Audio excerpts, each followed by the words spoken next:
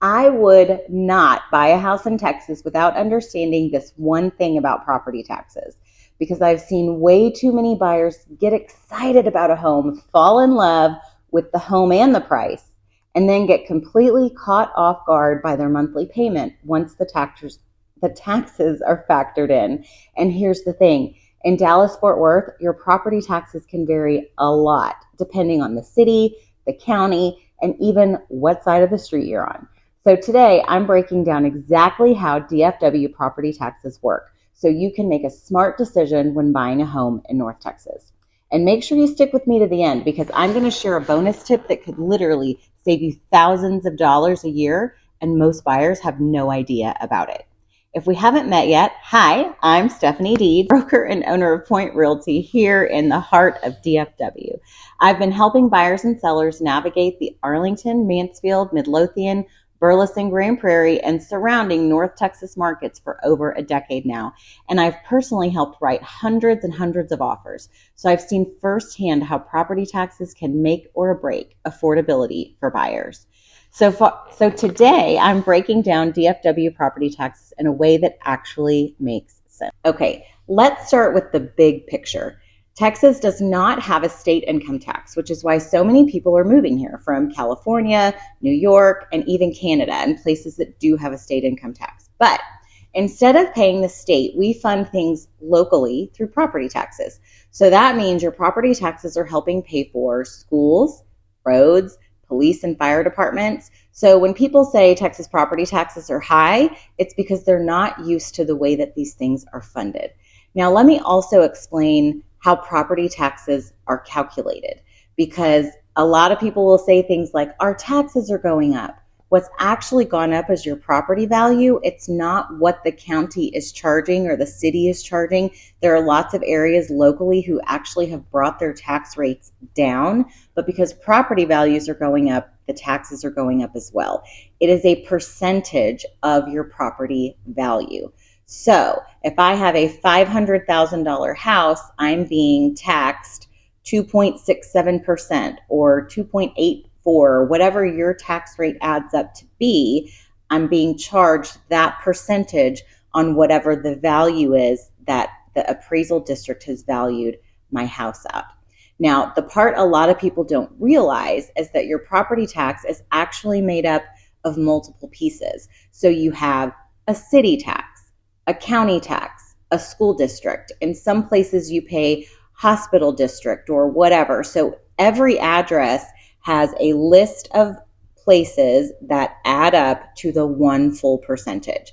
I'll give you an example. I live in Mansfield as my post office address, but we are not inside of the Mansfield city limit. So we pay a Tarrant County tax and a Mansfield ISD tax, but we do not pay a City of Mansfield tax because we're not actually inside the city limit.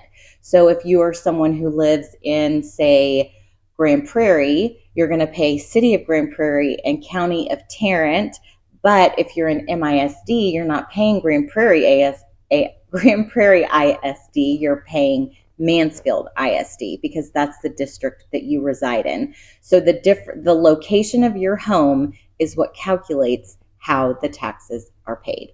So two homes can have the very same price, but very different monthly payments depending on where you're located.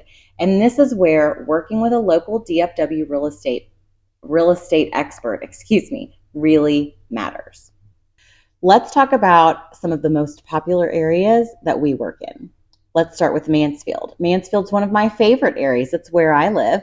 Great schools, strong community, lots of growth, lots happening right now. But here's something really interesting. You can have a Mansfield address and not be in city limits, which means you could actually have lower property taxes because you're not paying city taxes.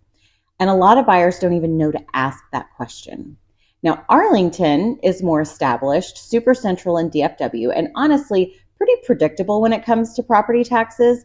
Most areas don't have MUDs or PIDs, so what you see typically is what you get. So, which a lot of buyers really appreciate. But same thing in Arlington, you can be in Arlington city limit, but in Mansfield school district.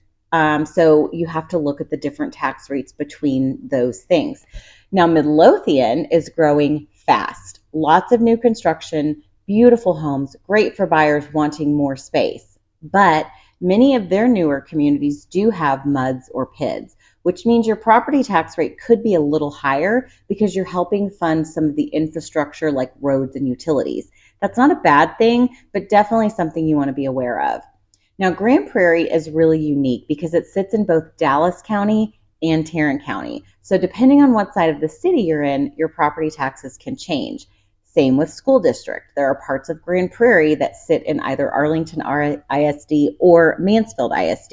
So you could be in the city of Grand Prairie, the county of Tarrant, and then the school district of Mansfield, or you could be in Dallas County. Anyway, so yeah, it can get very confusing. Burleson is a great option if you're looking for affordability and you still want to stay close to Fort Worth. Especially in Johnson County, you'll often see lower tax rates compared to Tarrant County. So this is a great area to stretch your buying power. Okay, quick question for you. Did you already know that taxes could vary this much just based on location? Or is this new info for you? Let me know in the comments. Now let's talk about something huge, the homestead exemption. If the home is your primary residence, you can apply for this, and it reduces the taxable value of your home, which means it will lower your property taxes. But you do have to apply for it. It does not automatically happen when you purchase. Okay, if you've made it this far, you've earned the bonus. So here it is. The biggest mistake I see buyers make is focusing only on the purchase price and not the tax rate. Two homes at $400,000 can have a difference of several $100s a month just because of taxes. So if you're relocating to DFW or moving within the Metroplex, you need to look at the full payment, not just the price. Thank you so much for hanging out with me through this one. I know it was a little longer, but this is such an important topic when buying a home in Dallas-Fort Worth. If this was helpful, make sure you like this video and subscribe to our channel, South of Cowtown with the Deeds. We drop new videos every single week all about buying, selling, and living in DFW. And if you're thinking about making a move, comment DFW taxes, and we'll send you a breakdown to help you understand exactly what to expect in different cities.